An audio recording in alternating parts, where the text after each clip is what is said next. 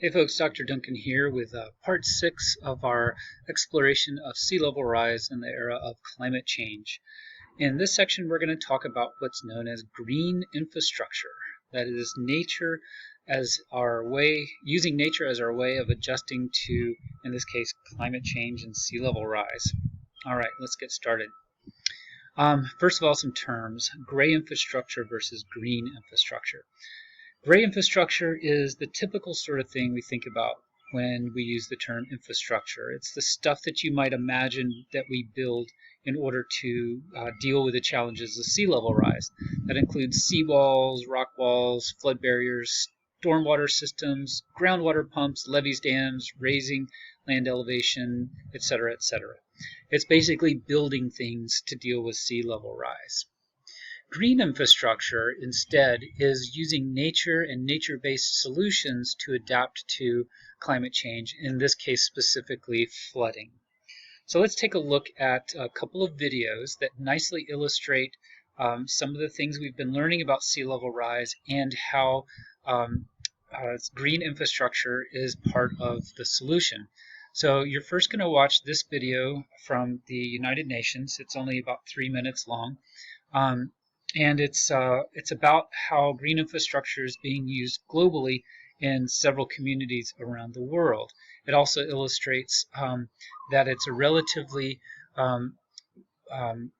financially efficient way of providing substantial protection to coastal communities.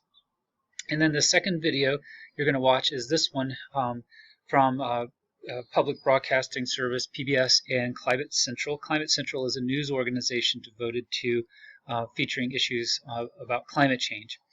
And this video is about 10 minutes long, and it is a really, really good exploration of how green infrastructure is being used on the Gulf Coast.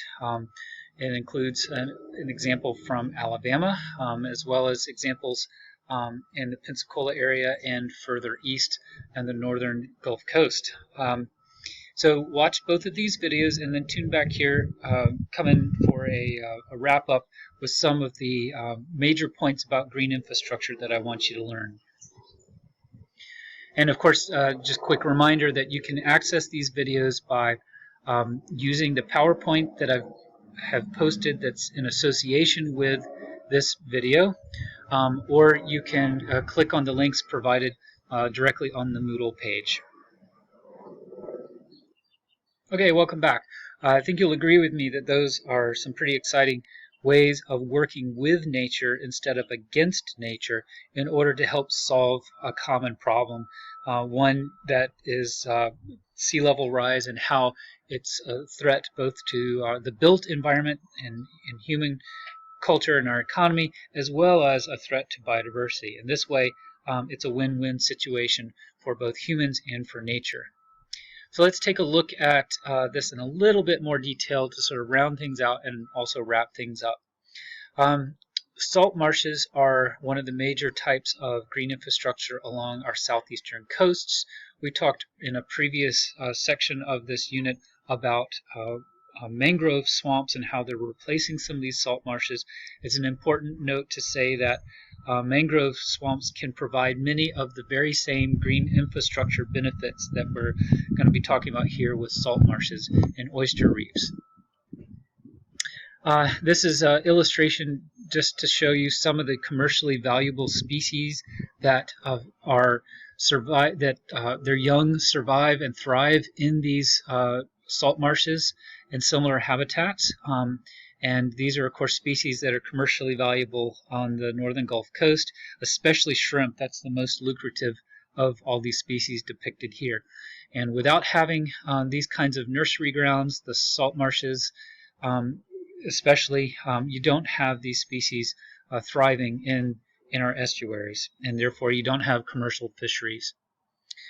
Now, if we look at the overall benefits of green infrastructure, especially with an eye towards sea level rise and coastal flooding, there's three major benefits. The first is that green infrastructure provides not only protection against flooding, but it also provides other ecosystem services, such as filtering and cleaning the water of pollutants, providing nurseries for commercially important seafood species. Many of these environments are attractive to tourists who come and spend money in local coastal communities in order to explore these habitats, these ecosystems. And then finally, and not insignificantly, the growth of these organisms in these environments pulls carbon dioxide out of the atmosphere and traps it in the sediments. And that's good form of what's called climate mitigation. I don't think I've formally defined that term for you yet. Climate mitigation is taking measures to reduce the amount of greenhouse gas that goes into the atmosphere, as opposed to climate adaptation, which I've previously defined as how we adjust to living with climate change. Okay, we'll talk more about mitigation coming up in some units that we'll be getting to later. So that's one of the major benefits of green infrastructure, is these additional ecosystem services that we get from them, in addition to providing protection from flooding. A second benefit is that these ecosystems can grow to keep up with sea level rise. As waters rise higher, the plants themselves, or the oyster reefs, they trap sediments, and as the plants trap sediments, they essentially grow to higher elevations as the land sort of builds up underneath them. So mangrove swamps, salt marshes, and other coastal wetland ecosystems can essentially keep up with sea level rise as long as sea level rise is not too rapid, and also as long as our rivers continue to deliver the sediment that's needed along the coast for land building. And that's an issue that we'll get into in our next unit, as the role that rivers play in all of this. Okay, so second benefit is that these ecosystems can continue to grow to keep up with sea level rise. And I might note that that's very different from anything that you can build with gray infrastructure. So if you build a wall that's 4 foot tall to keep out stormwater surges from the Gulf of Mexico, but sea level rise is higher than you thought it was going to be, you're going to have to tear down that wall and or build a new wall on top of that, which of course costs time and money. Whereas with green infrastructure, that just happens as these plants or the oysters grow to keep up with rising sea levels. Okay, the final point that I'll make about the benefits of green infrastructure is that they can self-heal after damage. So a hurricane comes through and damages a salt marsh, for example. Within weeks to months, that salt marsh is in the process of healing, with the plants growing back. The same is true for mangrove swamps, other types of swamps along our coasts, and also true for oyster reefs. They can self-heal after damage from these storms, as long as, and this is an important caveat, as long as we provide an environment that's not overly polluted and has the right conditions for these ecosystems to grow. Okay, moving on with just a couple of more detailed points about some of the ecosystems that are essential for green infrastructure along our coast. And one in here is a focus on oyster reefs. Oyster reefs are not only important for green infrastructure, but they are commercially valuable as well. The oyster business has been for well over a century, a couple of centuries, very important for coastal economies, especially in areas that have an abundance of oysters. They also, of course, serve as a breakwater for waves, which reduces shoreline erosion, and they are part of the nursery ecosystem for crabs and even species like snapper and so forth, because of the structure that they provide. Lots of hidey holes for lots of organisms. Okay, and as mentioned, they can grow to keep up with sea level rise. Both salt marshes and oyster reefs have lost a lot of habitat over the past century and more. Marshes have been drained and filled to create land for development. We ditched many of our salt marshes to create channels where we can navigate boats through them to get to different locations. We've seen a lot of that in coastal Louisiana. And also marshes have declined in many areas due to water pollution and poor water quality. Oyster reefs in some areas have been overharvested as a source of food and also have died back because of water quality. So part of the solution for sea level rise is green infrastructure, but this is going to mean that we need to change some of our habits, our nasty habits that lead to a lot of pollution, so that these ecosystems can thrive once again. Now, there are some strong economic incentives to use green infrastructure. Let's take a look at that here. This was based on a study from 2018, and this is a quote from the book that I'm working on.